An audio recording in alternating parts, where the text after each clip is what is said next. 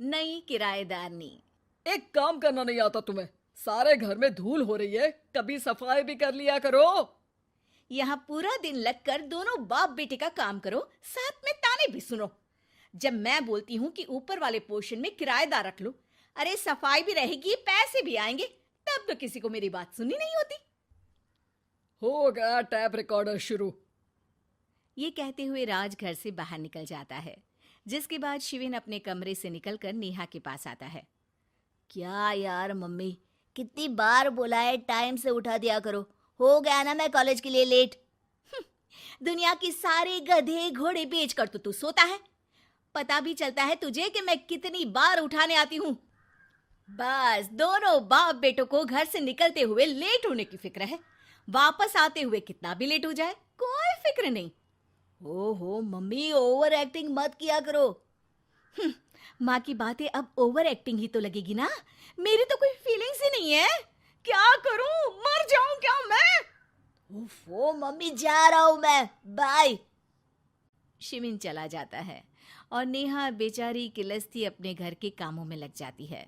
इसी तरह चलती है नेहा की जिंदगी, जिसमें उसके ज्यादा बोलने वाली आदत की वजह से उसका पति और बेटा उसकी फीलिंग्स की कदर किए बिना हमेशा उससे दूर भागते रहते हैं। पूरा दिन घर में अकेले रहो और जब पति या बेटे से बात करने जाओ तो उनके नखरे अलग। अब मुझे ही कोई अच्छा किराएदार ढूंढना पड़ेगा।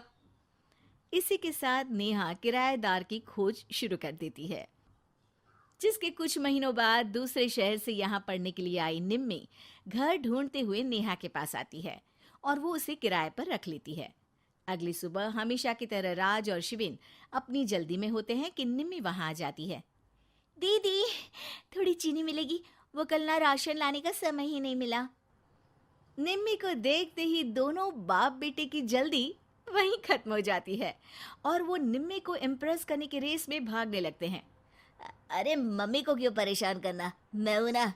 अरे तूने आज तक कभी किचन की शक्ल भी देखी है? रुको, मैं लेकर आता हूँ। चीनी का डिब्बा कौन सा है और कहाँ रखा है वो तो पता नहीं है दोनों को।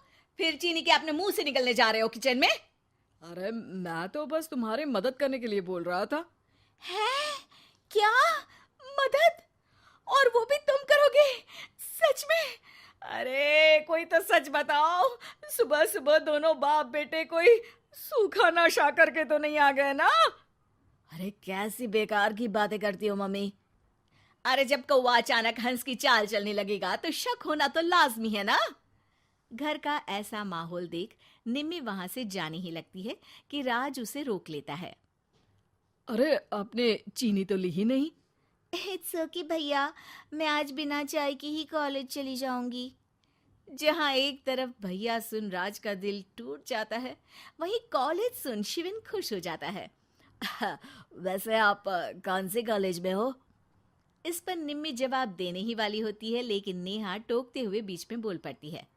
अब दोनों को देर नहीं हो रही। हद है इनसे भी, कहीं बात बनने ही नहीं देंगी मेरी तो। अरे जा रहे हैं, अब यहाँ बचाई क्या है? इस पर निम्मे के पीछे पीछे शिविन कॉलेज की तरफ और राज ऑफिस चला जाता है। इसी तरह दिन बीतने लगते हैं, जिसमें अब सुबह जल्दी जाना और शाम लेट आने का सिलसिला सुबह लेट जाना और शाम जल्दी आने में बदल जाता है। एक शाम वो दोनों समय से पहले ही घर वापस आ जाते हैं, जिन्हें देख नेहा हैरान रह जाती है। हाय मेरे रब्बा, अरे पहले घर जल्दी आना शुरू कर दिया और आज तो उससे भी जल्दी। कहीं मैं कोई सपना तो नहीं देख रही? मतलब अब क्या हम अपने घर भी जल्दी वापस नहीं आ सकते? अरे घर तो कितने सालों से तुम्हारा ही है, पर लगता है कि अपना ही है, इस बात का एहसास अब हुआ है। वो सब ठीक है मम्मी। निम्मी कहाँ है? जरा उसे बर्थडे विश तो कर दूं। अरे वाह रे, आज तक तो अपनी माँ का बर्थडे तुझे याद नहीं रहा? उसका बहुत याद है। वो तो मुझे पापा ने याद दिलाया है। हैं? अरे क्या बोल रहे हो तुम झूठे? नहीं बेबी, देखो मुझे तो तुम्हारा बर्थडे भी याद नहीं रहता, तो उसका कहाँ से याद रहेगा मुझे? तौबा, मैंने तो किराएदार रखकर अपने ही पैर पर कुल्हाड़ी मार ली। बेटा तो बेटा, यहाँ तो बाप भी किसी से कम नहीं है। इतनी देर में निम्मी भी घर वापस आ जाती है, जिसे देखते ही शिविन हैप्पी बर्थडे गीत गाता हुआ उसके पास चला जाता है। हैप्पी बर्थडे निम्मी। बताओ आज क्या चाहिए तुम्हें? हाँ हाँ, मांग लो ना इसकी जान। अरे नहीं नहीं, मुझे कुछ नहीं चाहिए, बल्कि मैं तो आज आप लोगों को कुछ देने आई हूँ। क्या क्या देने आई हो? निम्मी अपनी बैग में से मिठाई का डिब्बा और शादी का कार्ड निकालती है। ये मेरी शादी का कार्ड और मिठाई। आप सबको मेरी शादी में जरूर आना है और इसी खुशी में मिठाई खाइए। निम्मी की बात सुनकर जहां शिविन और राज शॉक में आ जाते हैं, वहीं नेहा हंसने लगती है। दिल के अरमां आंसुओं में बह गए। नेहा की बात से कंफ्यूज्ड निम्मी उससे इसकी वजह पूछती है, जिस पर नेहा अपने पति और बेटे की सारी करामातें उसे बताती है।